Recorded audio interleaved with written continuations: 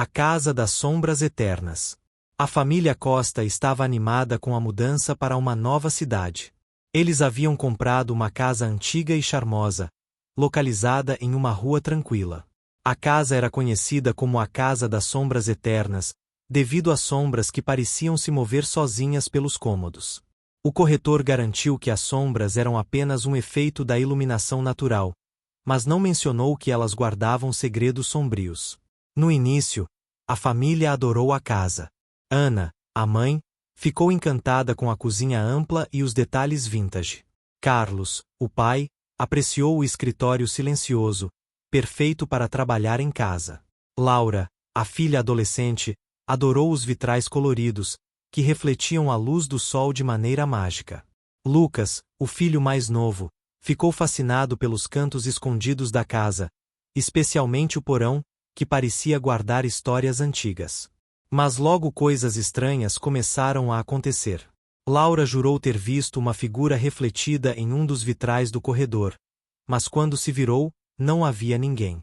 Lucas começou a ter pesadelos recorrentes, nos quais era perseguido por uma sombra que saía das paredes.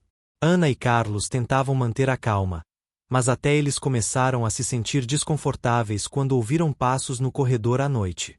Curiosa, Laura decidiu pesquisar a história da casa. Ela descobriu que a casa havia pertencido a uma família rica no início do século XX, os Mendes.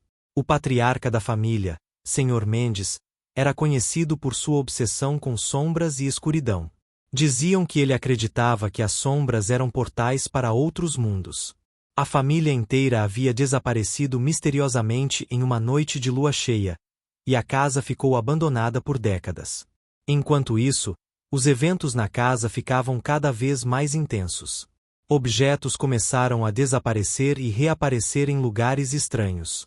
Lucas encontrou uma foto antiga da família Mendes, onde todos os rostos estavam borrados, exceto o de Sr. Mendes, que parecia olhar diretamente para ele.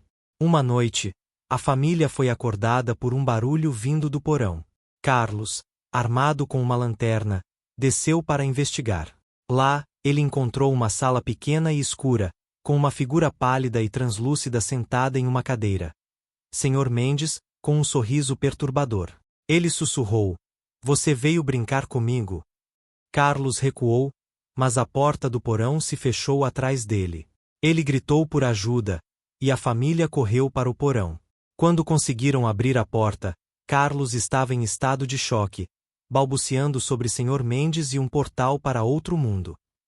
Determinados a descobrir a verdade, Ana e Laura começaram a pesquisar mais sobre Sr. Mendes. Elas encontraram um diário antigo que falava sobre a obsessão do patriarca com as sombras. Sr. Mendes acreditava que poderia se comunicar com entidades de outros mundos através das sombras, mas algo deu errado, e ele acabou preso em uma delas. Laura teve a ideia de usar uma câmera para capturar as sombras que se moviam sozinhas. Quando reproduziram as gravações, viram uma imagem clara de Sr. Mendes, que sussurrava: "Eu só quero sair."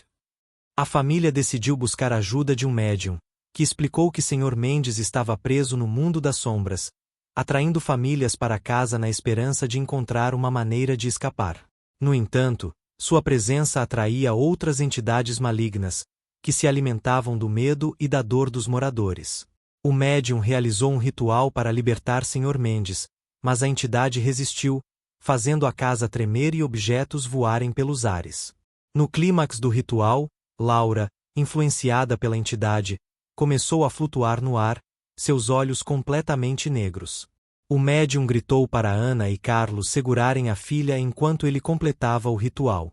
Com um grito ensurdecedor, Sr. Mendes foi libertado, e a casa ficou em silêncio. A família Costa decidiu se mudar imediatamente, mas antes, Ana deixou uma vela acesa no porão, como uma forma de selar o portal. Eles nunca souberam se Sr. Mendes finalmente encontrou paz, mas sabiam que a Casa das Sombras Eternas ainda guardava muitos segredos. Anos depois, a casa foi demolida, mas os moradores da cidade ainda falam sobre as sombras que podem ser vistas se movendo no local onde a Casa das Sombras Eternas um dia existiu. A família Silva estava animada com a mudança. Após anos economizando, Finalmente conseguiram comprar uma casa grande e antiga em uma pequena cidade no interior. A casa, construída no início do século XX, tinha um charme vintage, com paredes de madeira escura, vitrais coloridos e um jardim exuberante. O preço havia sido incrivelmente baixo, mas o corretor garantiu que era apenas uma oportunidade única. No primeiro dia, tudo parecia perfeito. O sol entrava pelos vitrais, iluminando os cômodos espaçosos. Ana, a mãe, adorou a cozinha ampla. Pedro, o pai, ficou impressionado com a biblioteca repleta de livros antigos. Já Lucas, o filho de 10 anos, explorou cada canto da casa, fascinado pelos cantos escondidos e pelos sons estranhos que pareciam vir das paredes. Na primeira noite, algo estranho aconteceu. Ana acordou no meio da noite com o som de passos no corredor. Ela achou que fosse Lucas, mas ao verificar, o menino estava dormindo profundamente.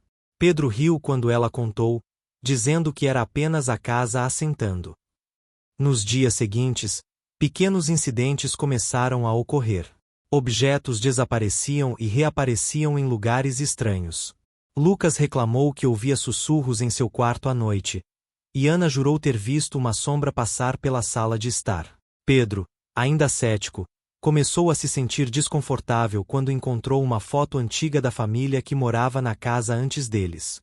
Todos na foto tinham os rostos riscados, exceto uma criança, que parecia olhar diretamente para ele.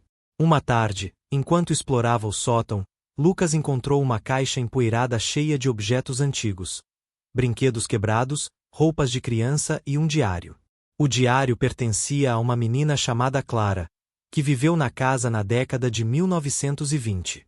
Nas páginas, Clara descrevia como se sentia sozinha e assustada, falando de vozes que a chamavam à noite e de uma senhora de preto que a observava do canto do quarto.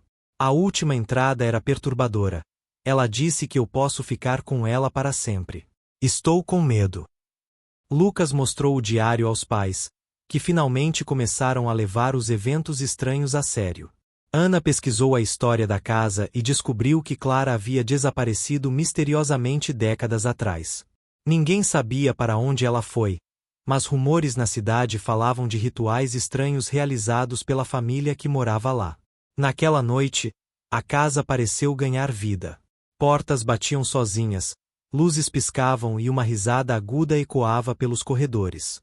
A família se reuniu na sala, assustada, quando de repente a temperatura caiu drasticamente. No canto da sala, uma figura começou a se materializar. Uma mulher vestida de preto, com olhos profundos e vazios. Era a senhora de preto descrita no diário de Clara.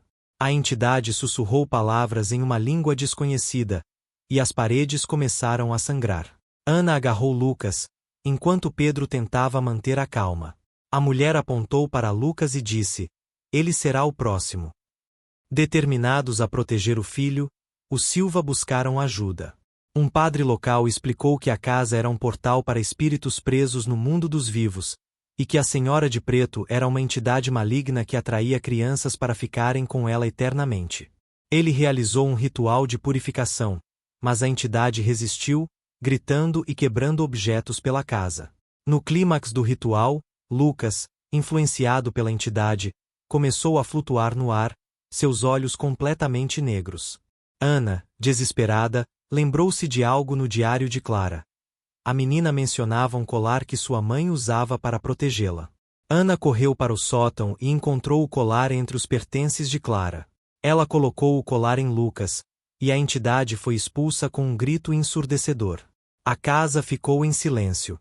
A família Silva decidiu se mudar imediatamente, mas antes, Ana deixou o diário de Clara e o colar no sótão, como uma forma de honrar a memória da menina. Eles nunca souberam se Clara finalmente encontrou paz, mas sabiam que a Senhora de Preto ainda estava lá, esperando pela próxima família imprudente o suficiente para se mudar para a Casa das Almas Perdidas. E assim, a casa continuou sua história, esperando por novas vítimas para prender em seus corredores sombrios.